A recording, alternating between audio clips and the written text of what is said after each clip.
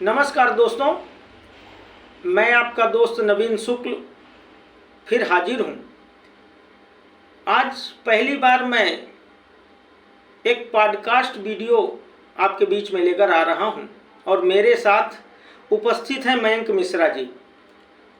मयंक मिश्रा जी की कुछ जिज्ञासा है। अभी तत्काल में जो ये राजा रघुवंशी और सोनम रघुवंशी हत्याकांड जो सामने आया है, बड़ी नृशंस हत्या जिस तरीके पत्नी ने पति की करवाई है, उसे लेकर हम लोग आज एक पॉडकास्ट वीडियो आप सबके बीच में लेकर आने वाले हैं। तो मयंक जी, आपका स्वागत है। क्या डिस्कस करना चाहते हैं आप, बताएं मुझे इस राजा रघुवंशी और सोनम रघुवंशी मामले में। जिस तरह आजकल हत्या की घटनाएं बढ़ती जा रही हैं, जैसे मेरठ की ड्रम की घटना हो गई और अभी हाल फिलहाल हम दोनों लोग जानते हैं कि जैसे ये घटना हुई राजा रघुवंशी की। बिल्कुल। तो ये जो घटनाएं हो रही हैं, राजा रघुवंशी हत्याकांड हो गया, इससे मैं ये समझना चाहता हूँ कि ये कैसे इनकी सोनम और राजा रघुवंशी की कैसे मुलाकात हुई, कैसे इनकी शादी हुई और सोनम ने कैसे इनकी हत्या की पूरी साजिश रची। देखिए मयंक जी, जो जानकारी मिली है उसके आधार पर मैं आज आपको सोनम रघुवंशी और राजा रघुवंशी के इस मामले की पूरी विस्तृत जानकारी देता हूँ।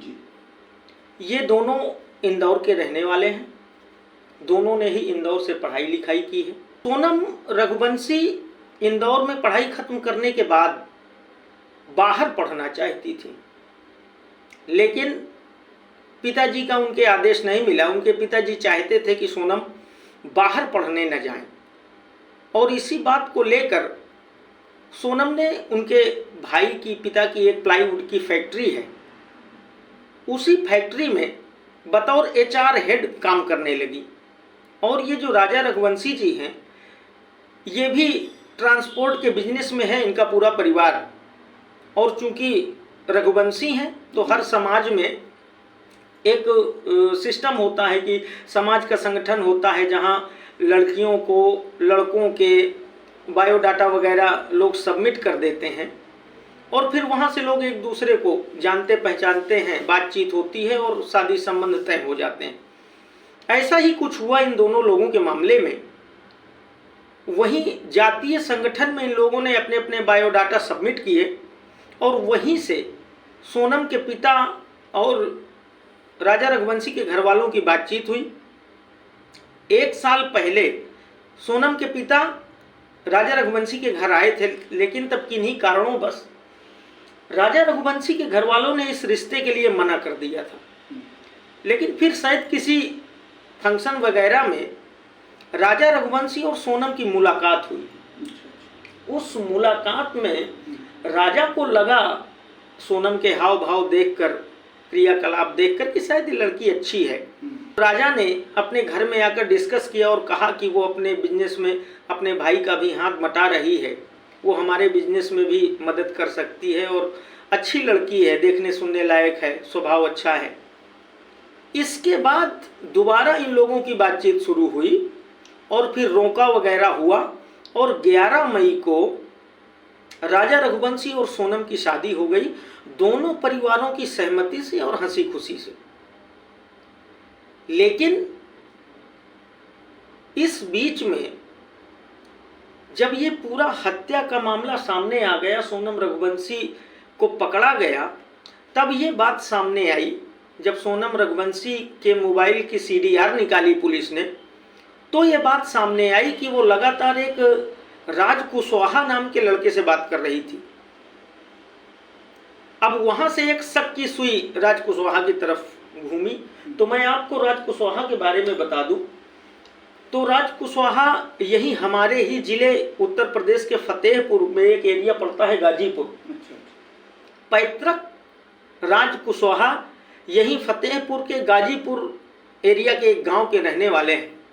उनके पिताजी आढ़त वगैरह में काम करते थे, उनकी काफ़ी पहले हत्या हो गई और ये लोग इंदौर चले गए काम धंधे के चक्कर में।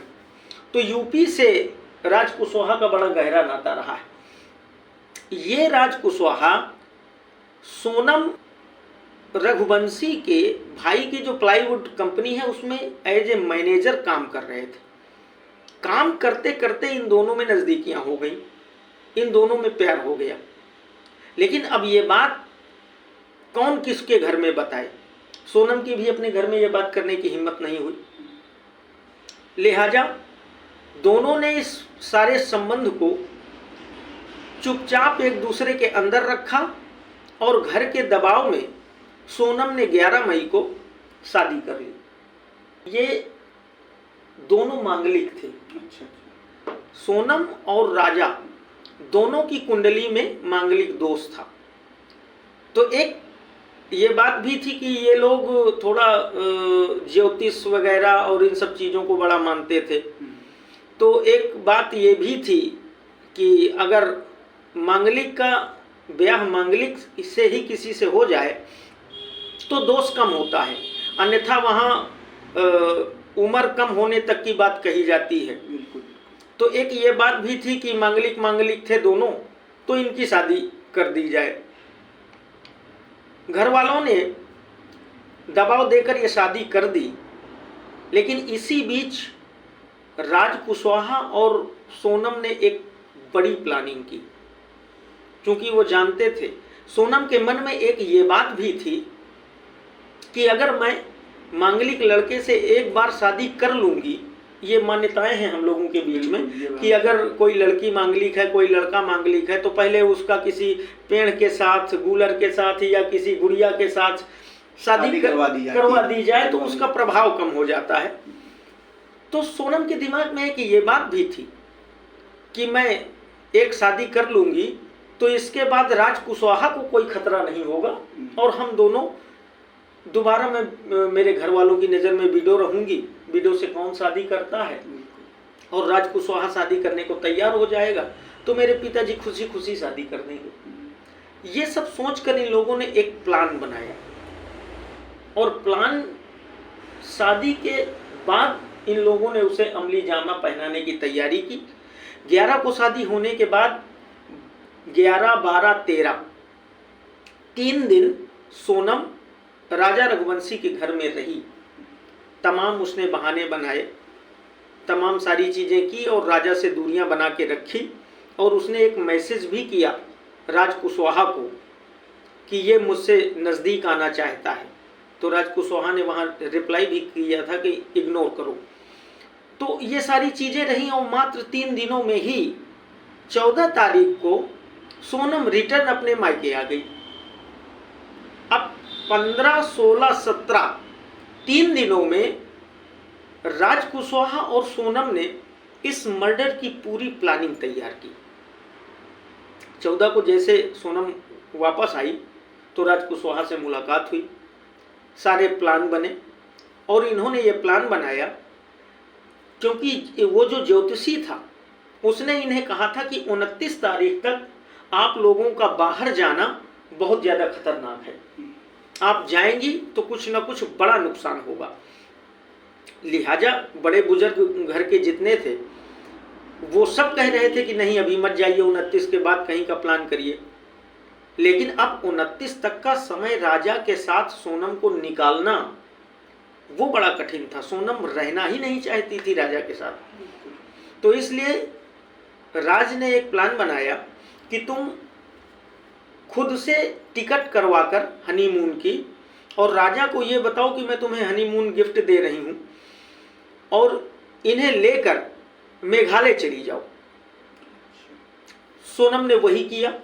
18 तारीख को सोनम ने 2 टिकटें करवाई गुवाहाटी की कामाख्या देवी के दर्शन के लिए और फिर राजा को फ़ोन किया, राजा को बताया कि मैंने 2 हवाई टिकटें करवा ली हैं और हम लोग कामाख्या मंदिर के दर्शन करने जा रहे हैं और वहीं से फिर कहीं आसपास जो नज़दीक डेस्टिनेशन होगा, अच्छा डेस्टिनेशन होगा, वहाँ हनीमून के लिए चलेंगे। ये दोनों 20 तारीख को, हालांकि राजा के घर वाले तैयार नहीं थे, लेकिन फिर सबको लगा कि चलो बेटे बहू हैं, जाना चाहते हैं, ठीक है चले जाएं। तो 20 तारीख को अपने मायके से ही सोनम इंदौर हवाई अड्डे पहुंची और राजा रघुवंशी अपने घर से हवाई अड्डे पहुंचे और ये लोग 20 को गुवाहाटी पहुँचे, कामाख्या देवी के बाकायदा दर्शन किए। दर्शन करने के बाद राजा के घर वालों से इन लोगों की बात हुई और इन लोगों ने बताया कि सब कुछ ठीक ठाक है। राजा के भाई ने पूछा भी कि अब आगे का क्या प्लान है, तो इन्होंने कहा कि चलिए देखते हैं, जो कुछ अच्छी जगहें होंगी वहाँ हम लोग घूमने चले जाएंगे। और ये लोग 21 तारीख को चेरापूंजी पहुंच गए। इनका सोनम का तो सारा प्लान पहले से सेट था। तो सोनम और राज कुशवाहा की आपस में बातचीत चल रही थी, रेगुलर बातचीत चल रही थी।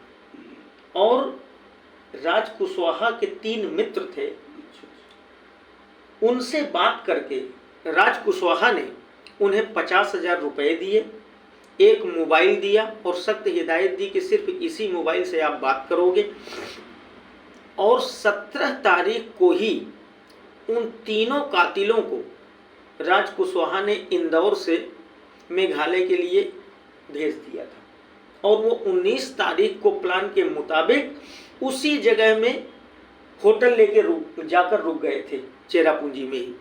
और फिर सोनम, चूंकि रेगुलर बातचीत चल रही थी सोनम की उन तीनों कातिलों से भी, राज से भी, ये सारे आपस में कोऑर्डिनेट कर रहे थे। और फिर उसी प्लान के मुताबिक 21 तारीख को सोनम राजा रघुवंशी को लेकर जिस होटल में वो तीनों रुके थे उससे 1 किलोमीटर की दूरी पे एक होटल लेके रुक गए। वहाँ से इन लोगों ने एक स्कूटी हायर की और घूमने फिरने के लिए निकले। तो 22 तारीख को जब ये लोग घूम रहे थे तो ये 3 लोग जो राजा रघुवंशी की हत्या के लिए हायर किए गए थे, इनसे मुलाकात हो जाती है। और एक बड़ा स्वाभाविक नेचर होता है व्यक्ति का कि जैसे हम आप हिंदी बोलने वाले हैं, बिल्कुल, कहीं हम लोग घूमने गए और कोई हिंदी भाषी व्यक्ति मिल गया या हिंदी बोलने वाला मिल गया, एक लगाव बढ़ जाता है, तो बाहर थोड़ा सा लगाव हो जाता है कि अरे चलिए ये तो अपने साइड के लोग हैं, ये हिंदी बोल रहे हैं, बातचीत कर रहे हैं। और उन तीनों लोगों का यही उद्देश्य था, राजा रघुवंशी से दोस्ती करना और फिर उसका कत्ल करना। खैर बातचीत हुई, 22 तारीख को ये सब घूमने फिरने के बाद वापस आ गए और 23 तारीख को ये फिर उसी स्कूटी में घूमने निकले। इस बीच में सोनम लगातार एक एक लोकेशन उन तीनों तक पहुंचा रही थी। 23 तारीख को ये लोग निकले और एक वाटरफॉल में इन्हें जाना था, जहां एक जंगल से पहाड़ी की खड़ी चढ़ाई कोई 3000 स्टेप के आसपास जो है करके इन्हें वहां जाना था। तो ये लोग गए। अब सोनम ने इनसे थोड़ा सा दूरियां बना ली।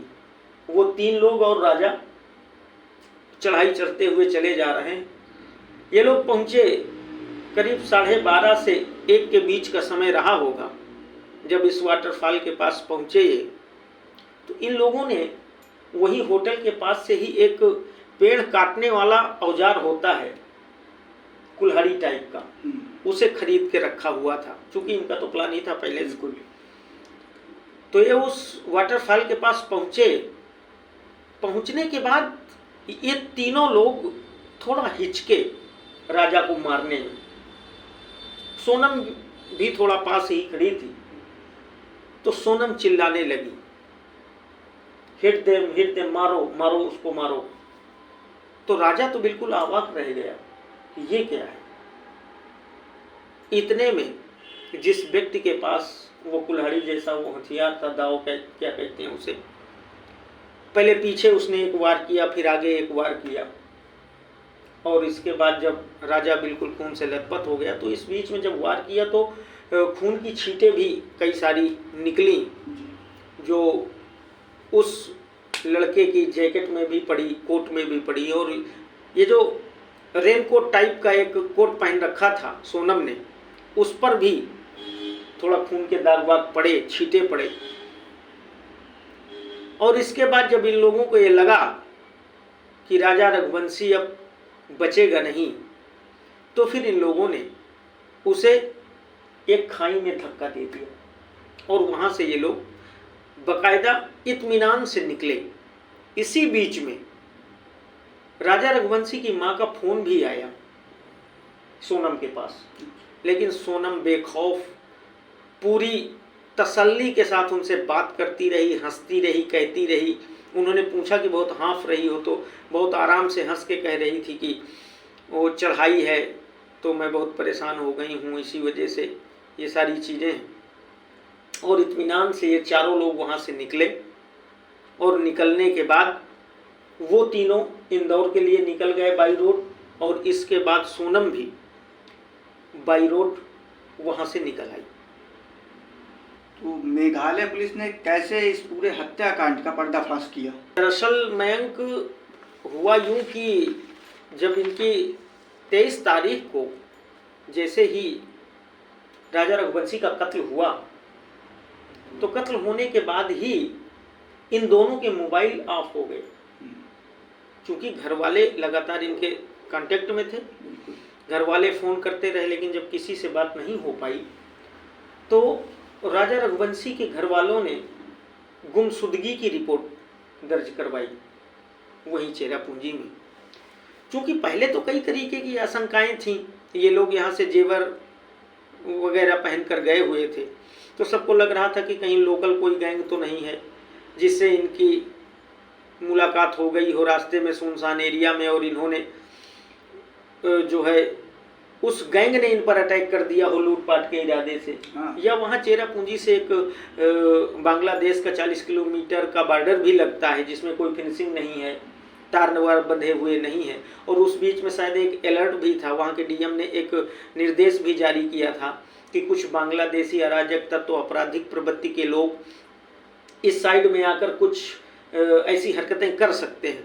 तो पहले तो बहुत तमाम सारी ऐसी शंकाएं थीं। तो जब गुमशुदगी की रिपोर्ट लिखाई गई तो पुलिस इन्हीं सब एंगल से खोजबीन कर रही थी। लेकिन अचानक जब 2 तारीख को इन सब को खोजते खोजते राजा रघुवंशी की लाश मिली, तो फिर पुलिस के रोंगटे खड़े हो गए और ये मामला बहुत बड़ा हो गया, मीडिया लग गया, और मेघालय की काफ़ी किरकिरी होने लगी। एक टूरिस्ट प्लेस है कि कोई यहाँ घूमने आता है और उसकी ऐसे अचानक हत्या हो जाती है, तो मेघालय पुलिस पर भी कई सवाल उठने लगे। तब मेघालय पुलिस ने अपनी जांच को तेज किया और फिर सारे सीसीटीवी कैमरे, उस एरिया के लगभग 450 कैमरों को खंगाला गया, और सोनम और राजा के मोबाइल के CDR निकलवाई गई पिछले 6 महीने की, और ये लोग कहाँ कैसे कब कब जा रहे थे, ये जिस एरिया में ये लोग थे या जहाँ राजा रघुवंशी की जिस खाई में लाश मिली थी, तो वहाँ कौन कौन से मोबाइल फ़ोन उस समय एक्टिव थे, ये सारा कवायद जब पुलिस ने शुरू की तो सीसीटीवी कैमरों में ये साफ साफ दिखा कि 23 तारीख को दोपहर लगभग 2 बजे 2:30 बजे के आसपास सोनम रघुवंशी टीवी कैमरे में दिख रही थी, और वो तीनों लड़के उससे थोड़ा डिस्टेंस में दिख रहे थे। ऐसा 2 से 3 सीसीटीवी कैमरों में दिखाई दिया। और ये 23 तारीख को जिस दिन राजा रघुवंशी की हत्या हुई थी, उस दिन एक टूरिस्ट गाइड भी इनको मिला था।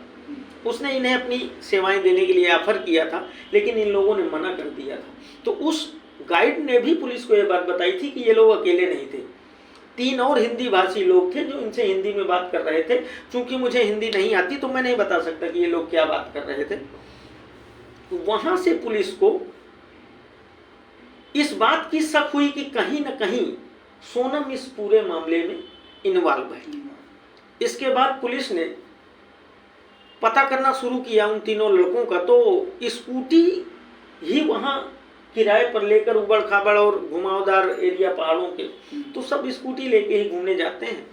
इन लड़कों में से एक लड़के ने वो स्कूटी किराए पर ली थी, और उस समय इनके पास कोई ऐसे फर्जी डॉक्यूमेंट्स नहीं था, तो उसने अपनी ओरिजिनल आईडी उस स्कूटी को हायर करने के लिए दे दी थी। और बहुत छोटी सी जगह है, बहुत कम लोग हैं जो स्कूटी वगैरह हायर में देने के लिए बिजनेस करते हैं। तो पुलिस ने उन्हें बहुत आसानी से पकड़ लिया।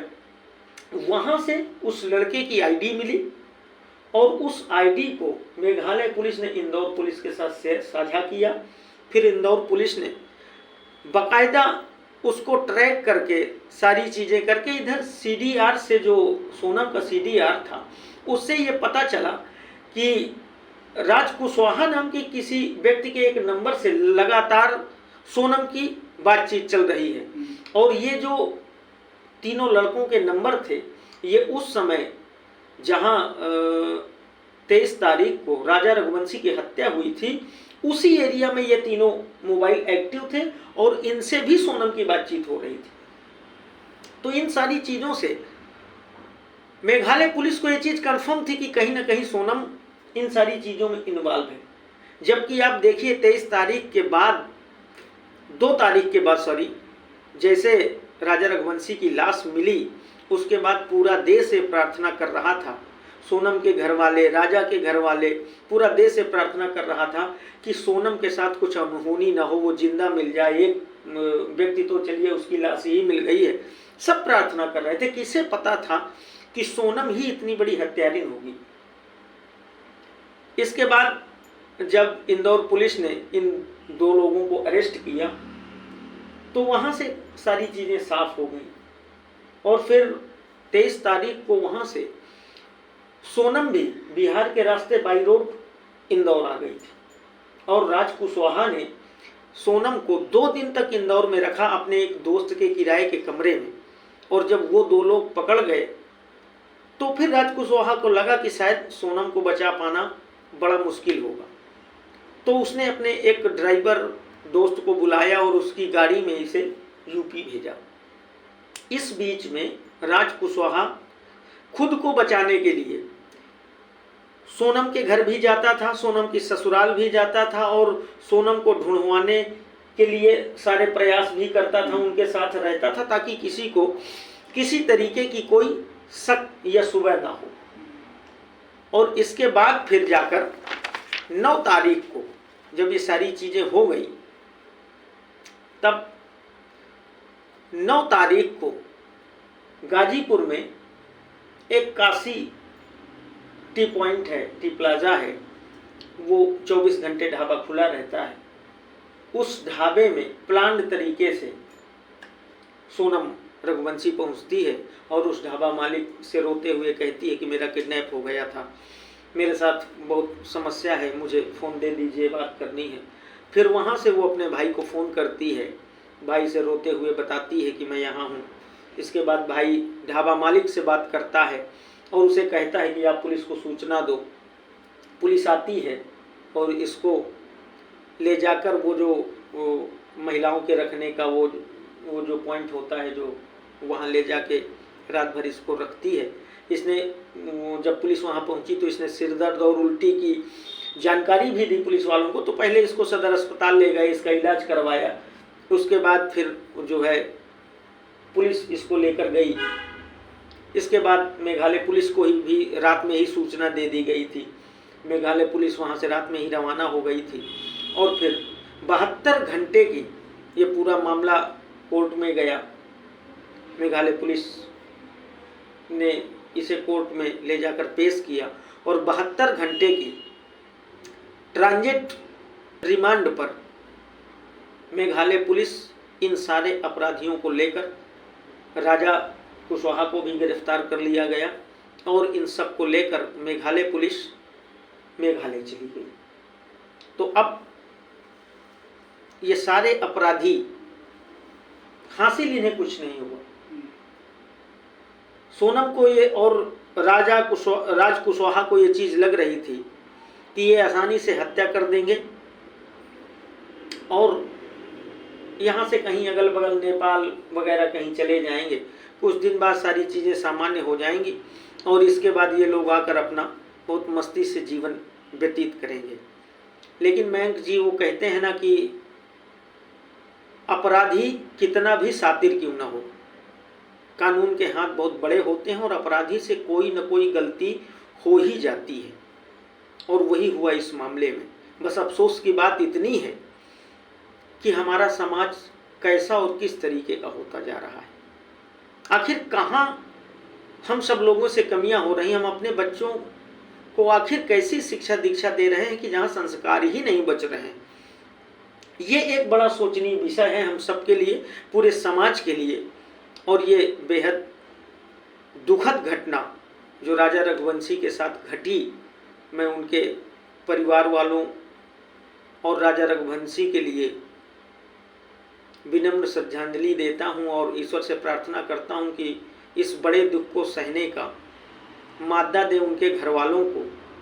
और ये अपील भी करता हूं कि राजा रघुवंशी के गुनहगारों को कुछ ऐसी सज़ा मिलनी चाहिए जिसका उदाहरण बने, जो समाज में कुछ ऐसी सज़ा हो जिससे लोगों में खौफ पैदा हो ऐसे गलत काम करने के लिए। और मैं उम्मीद करता हूं कि मेघालय प्रशासन अपना मुस्तैदी से काम करेगा और इन कातिलों को इनके अंजाम तक पहुंचाएगा। तो यही था मेघ जी, ये पूरी राजा रघुवंशी और सोनम रघुवंशी की पूरी कहानी जो मैंने आज आपके साथ डिस्कस की। और मुझे बहुत अच्छा लगा कि आज आप उपस्थित रहे। ये मेरा पहला पॉडकास्ट है मेरे चैनल का, आप उपस्थित रहे उसके लिए बहुत बहुत धन्यवाद। दर्शकों के लिए बहुत बहुत धन्यवाद। मेरे चैनल को शेयर और सब्सक्राइब जरूर करिएगा। बहुत बहुत धन्यवाद।